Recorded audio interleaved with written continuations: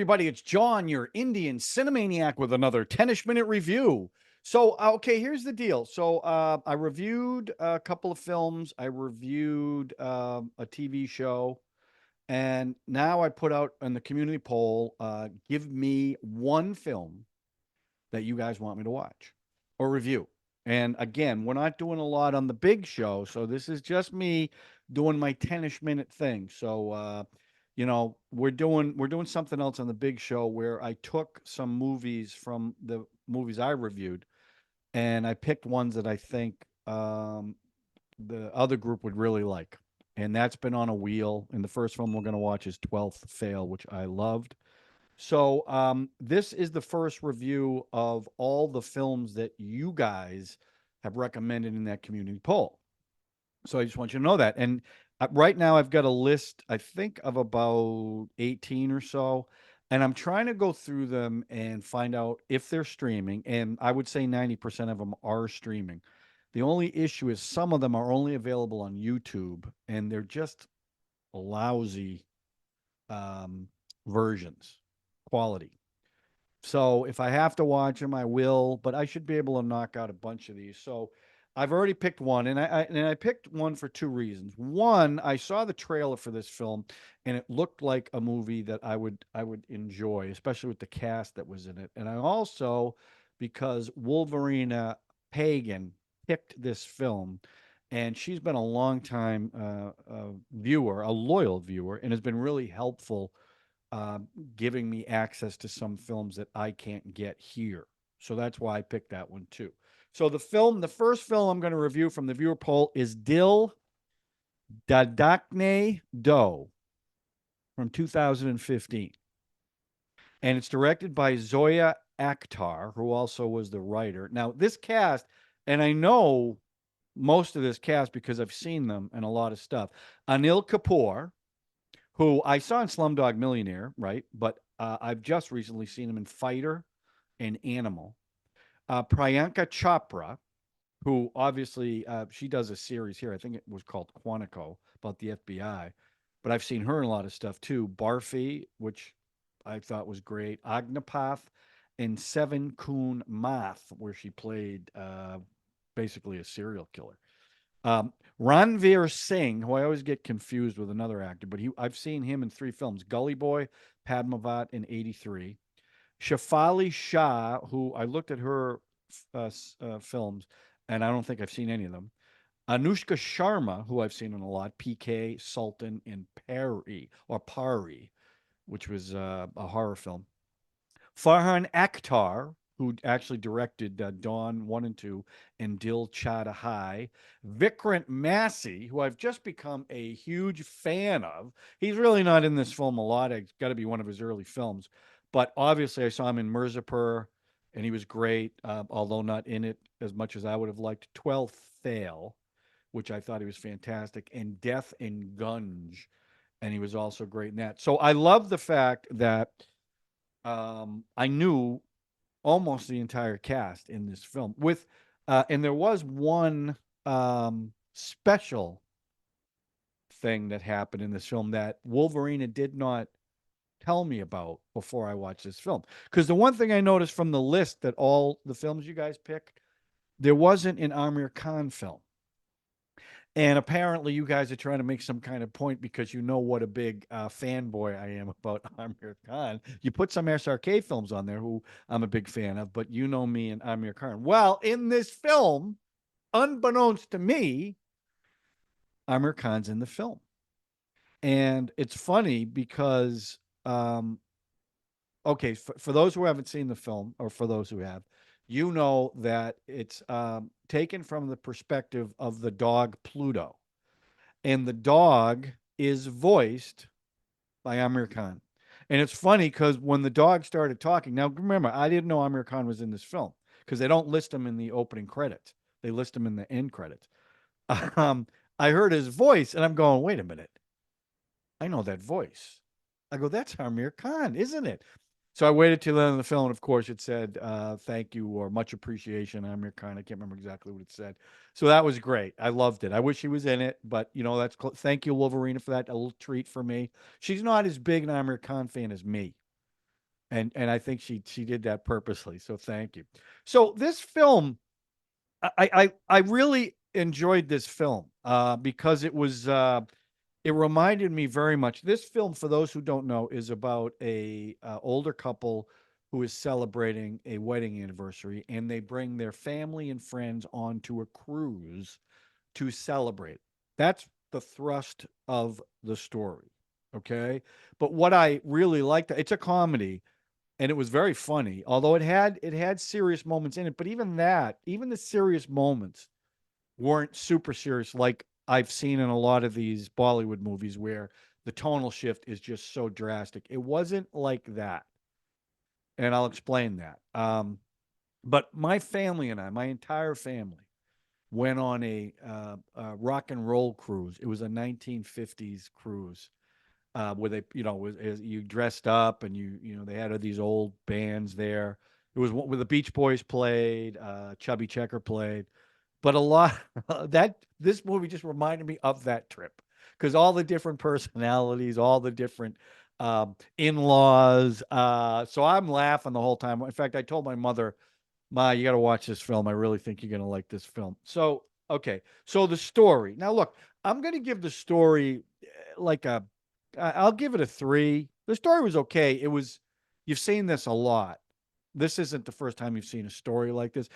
And again, I'm not criticizing it. I'm just saying, I've seen this a million times, but I did I like the way they interwove everything. Right now, as the movie progresses, you find out, and I got to write down everybody's name. I wrote a little character thing. So Kamal and Neelam are the husband and wife, played by Anil Kapoor and Shafali.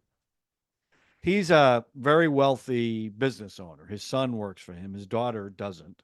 She started her own company, and this film was very much about at least my take on it, it's about women empowerment because there's a lot of scenes in this film where they compare if a man did this, what would the reaction be versus a woman doing this? And that was a thread throughout the story. It wasn't they didn't bash over the head with it. But I liked it because that culture I don't quite understand that culture. So I like the way they told that story. So now they go on this trip and he invites his friends and business associates because he also needs an influx of capital to keep his company going. So he brings a guy who will invest 40 will buy 49% of the company. But the way he does it is if his oldest son Kabir marries his daughter Nuri. Okay. So this now I've told you I've done a lot of theater back in the day, and I did a lot of British bedroom farces. And this movie reminded me of a bedroom farce. They're covering up relationships. They were lying about relationships, and people were getting caught. Um, it really reminded me of that. And ultimately, Priyanka Chopra's character wants to get a divorce from her husband, and that's probably the most dramatic thing in the film. But even that, there's some comedy in it. And that scene where she confronts her mother, who knows that her husband's been cheating on her. Why don't you divorce him? She goes, "That's not what you do. Marriage is up and down." Well, this is a Priyanka plays this businesswoman who's sharp, who's independent and knows what she wants, so she's not falling for that. But to tell you what I mean about the dramatic scenes with the comedy, so they confront everybody. You got the husband she wants to leave. You got the mother-in-law who was hilarious because every time they wanted to do something, she had asthma or arthritis. She always had an excuse for not being able to do something. Well, in this scene, it's very dramatic and they're talking about the divorce and how they got to work it out, and she doesn't want to work it out and the parents are upset, everybody's upset, and then the grandmother says, "Why don't I just take this knife and just kill myself right now?" And then Kabir, Ranveer, says, "That's a butter knife. That's not going to work. Butter knife's not going to work." What? A butter knife, here, take, and he gives her a sharp knife. That's what I mean about the comedy. So you got a really dramatic scene, and they still inject it with that comedy, and I laughed. I mean, it was funny. Um, and then he also Kabir, who they're trying to hook up with Nori, meets up with Sharma, who plays, I want to get the name right, Farah, who's also a Muslim, which causes some issue because they're Punjab, I believe. And she's great, and she's beautiful in this, and so they fall in love, but now she finds out that he's supposed to marry the other Nori, and they're going to pretend to get married so they can get everyone off their backs because neither one of them want to marry each other. They want to marry somebody else. Nori wants to marry Rana, who's played by Vikrant Massey. Okay, so it's all very funny, all very funny. So in the end, it all works out. Other than once Farah finds out that Kabir is going to get married, she gets fired and gets off the boat. Well, now the boat's taken off, and he wants to go find her, so he literally leaps off the boat. And then his family, who has been being ripped apart in this movie, all get on the lifeboat and rescue him. And that's the conclusion, that they end up working out their problems. And another funny thing that happens is the father keeps popping pills because he's got anxiety. And at one point, he he doesn't pass out. It looks like he's having a heart attack. Okay, that's what it looks like. And he's in the hospital. The whole family's in there, and they're all upset. And they're like, "Is he going to live?" Now the doctor comes out. What? Tell us. What is it, doctor? What is it? Oh, he's going to be perfectly fine. He's got gas. And I'm like, there you go. Dramatic moment, funny punchline. And then they go in to the hospital room and they have it out. Okay. So I'm going to give the story a 3. Okay. I'm going to give the story a 3. I liked it. It was funny. It reminded me of my own experience on a cruise with my family. So I'm going to give that a 3. Now, the musical numbers. I'll tell you about the musical numbers. This was one of the you know how I feel about the musical numbers when they're totally unrelated and they just throw a musical number in. I'm not a big fan of that. And everyone says, well, just skip over it, just skip over it. Well, then you're not really watching the movie, right? You got to take the good with the bad. I'll tell you what, I think all the songs but one with me, I really, really liked, because the way they did the songs, it fit in the context of the story, other than one. And that's why I liked them. And they were just great numbers. The first number was in the club of the cruise, and it's got a 1920s flapper vibe. I thought that was a great number. The second one was, now this is where the love story comes in, right? Kabir is romancing Farah, and they go on a date, and the date's wonderful. They show them out on this excursion, and the way they shot it, they just were asking each other questions. They would, she would ask one, he would ask one, she would ask one, he would. It was really funny the way they did it. But in this scene, she's rehearsing in this little dance rehearsal place on the cruise. He comes down, he starts cranking out different kinds. She's doing stretches and stuff like ballet. He comes down and puts on this real great beat song, and now they start dancing. So it's the foreplay, as it were, as their relationship builds. I thought it was a great number. It was really, really a good number. The third number was open mic night on the cruise, where, it starts off with somebody who can't sing very well, and then it goes into this big number with everybody in the cast doing a great dance number and song. And the dancing I loved in this film. Now, the one I didn't like was the fourth song, which was after Aisha, Priyanka, announces that she's getting divorced and all that drama. And by the way, one of the people that the father brings on the cruise has a son who was involved with her in the past, is back on the boat. So that's a whole nother relationship dynamic. So they do this romance song, or I don't know if it's romance. There's something about loneliness where they kind of isolate her and they isolate the new guy, Sonny. Sunny is his name, and he's very sunny, by the way. That's the only song I didn't like, because for me, it wasn't organic like I like. And finally, and this was my favorite song in the whole movie, at the after the credits or during the credits, there's this great musical number with a very stylized set. It looks like what you would see on a Broadway stage. but it was the cruise ship, and the whole cast is back singing this very upbeat song. So I'm going to give this particular movie, I don't know if these songs were hits, but I'm going to give the songs a 5 because I loved them. And I love the dancing. Everyone was great in it. The entire cast was great in these numbers. So, yeah, I'm going to give that a 5. Okay. Now, the acting. I thought the acting, I mean, they were very funny. Um, the dramatic scenes, which they were few and far between. I thought they played them well, but I don't think these were great acting stretches by everybody. I thought everyone was really likable. I thought I actually thought the best performance or most nuanced performance, I guess, would be from Shafali Shah, who played the mother, because there were scenes in this film where she knows what's going on with the husband, and she's kind of putting, and he's real mean to her too about her weight, and she knows he's been screwing around on him. But there's a scene where he finally goes too far, and he's always bringing up she's got to eat less, she's got to eat less. Well, then they show her in her stateroom eating this platter of desserts and just shoving them in her mouth, and she's like practically crying. It was a really it was a strong scene, and you could see all the emotion on her face. But everybody, I'm going to give the performances a 3. No great shakes. Everyone was good in it. Everyone was funny in it. And overall, I'm going to give this film. I'll give it a 4. I liked it. This is a film that I would tell people who don't normally watch Indian films, friends of mine and stuff. This is a film you could watch and really relate to.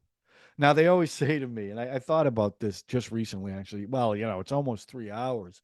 How can you watch a film that long? Now in the world we live in today, we binge watch 10 episodes in one sitting of some TV show. So that works out to about 10 hours, a little less than 10 hours. So when people say to me, I can't watch a 3 hour movie, what are you, nuts? If it's a good movie, you can watch it. And this was a good movie. And it flew. It wasn't like there was a lot of scenes that dragged. Sometimes I will admit that in some of the longer movies, there are spots where you go, yeah, that probably could have been cut out. We didn't really need that. There wasn't a lot of that in this movie. And by the way, the other thing I didn't mention, the locations were beautiful. They go to Istanbul. There were places I didn't recognize, but just absolutely beautiful location shooting. So yeah, I'm going to give it overall a 4.